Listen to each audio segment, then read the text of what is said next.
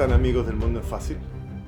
Lo primero que quiero hacer es agradecerles los más de 1000 suscriptores y las más de 5000 visitas que tuvimos en el video anterior, eh, y por permitirnos hacer crecer este punto de encuentro que tiene como sentido solamente mostrar un mundo que está moviendo muy rápido sus piezas de una manera sencilla y abordable por todos. Así es que permítanme darle las muchas gracias por esto que está sucediendo.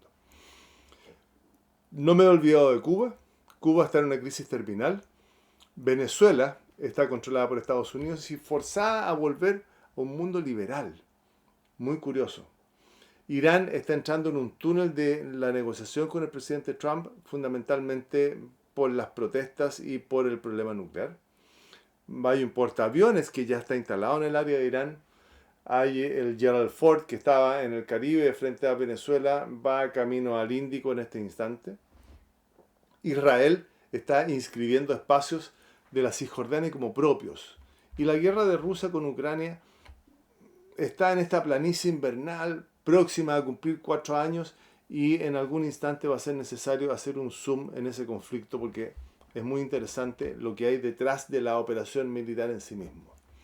Pero mi intención hoy día es distinta. Mi intención hoy día es dar cuenta de la notificación que nos hace el secretario de Estado Marco Rubio respecto del cambio geopolítico que se está produciendo en el mundo.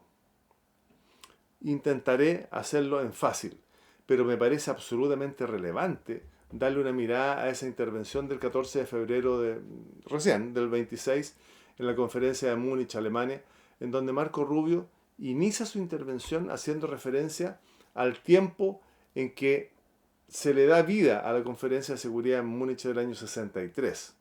Convengamos que la Conferencia de Seguridad en Múnich es el principal instrumento, la principal organización donde se trata la seguridad internacional o la seguridad del mundo. Ese es el punto. Y desde ahí salen muchas cosas y salen muchas líneas.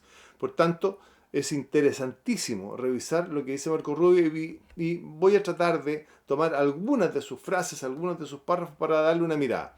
Y dice Marco Rubio, para partir, dice: hoy día nos reunimos aquí como miembros de una alianza histórica, una alianza que salvó y cambió al mundo. La línea entre el comunismo y la libertad atravesaba el corazón de Alemania. El telón de acero, dijo Churchill. El infame muro que había dividido a esta nación en dos cayó. Y con él cayó un imperio malvado. Y el este y el oeste, en Alemania, volvieron a ser uno. Desde ahí parte Marco Rubio con su definición. Entonces, con esa descripción que hace Marco Rubio, llegamos rápidamente al final del siglo XX. Y Marco Rubio lo describe como un cambio geopolítico con un trasfondo ideológico que muy pocos quisieron darse cuenta. Un idealismo globalizante o una globalización ideal en donde la frontera solo era una referencia política. Y lo señala esto que estoy contándoles de la siguiente forma. Comillas. Pero la euforia de este triunfo, la caída del muro, nos llevó a la peligrosa ilusión de que habíamos entrado, comillas, en el fin de la historia.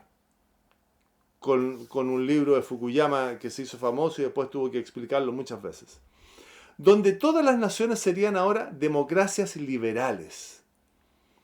Quiero poner entre paréntesis que hay un índice de democracia que publica el Economist y hay otra organización, VDEM, donde las democracias liberales son 34 en el mundo. Es decir, esto en que todos nos íbamos a transformar en democracias liberales, 34 de 193. Sigamos con Rubio. Agrega que los lazos creados por el comercio y los negocios sustituirían a la nacionalidad. Y el orden mundial basado en normas, un término que se está usando mucho, sustituiría al interés nacional. Convengamos que el Estado existe y se mueve en el mundo por interés. Por lo tanto, el comercio internacional va a sustituir al interés nacional. Y que además, dice Rubio en su discurso, que era parte de este proyecto de globalización que tiene el mundo, ahora viviríamos en un mundo sin fronteras en el que todos seríamos ciudadanos del mundo. Y cierro la cita. Es decir, estábamos entrando a un internacionalismo donde el Estado se subordina a una infinidad de organizaciones que piensan por él. Y se tiende a un multilateralismo en donde el poder se diluye de las potencias medias, se diluye de las potencias chicas que no tienen ninguno, y se empieza a concentrar solo en algunos. China, por supuesto, Estados Unidos, por supuesto, estructuras particulares como la Unión Europea. La Unión Europea es una potencia. El Acuerdo de Shanghái, que es una estructura política, económica y militar que está detrás de China. O la ONU. La ONU en particular, con una multiplicidad de subestructuras destinadas a hacer 1000 tareas y 1000 cosas que no tienen relación directa con la seguridad y la paz del mundo. Entonces, la van sacando de su foco, la van sacando de su tarea principal y hoy día tenemos una ONU en un irrelevante segundo plano frente a la arremetida de una realidad para la cual esa organización no está preparada.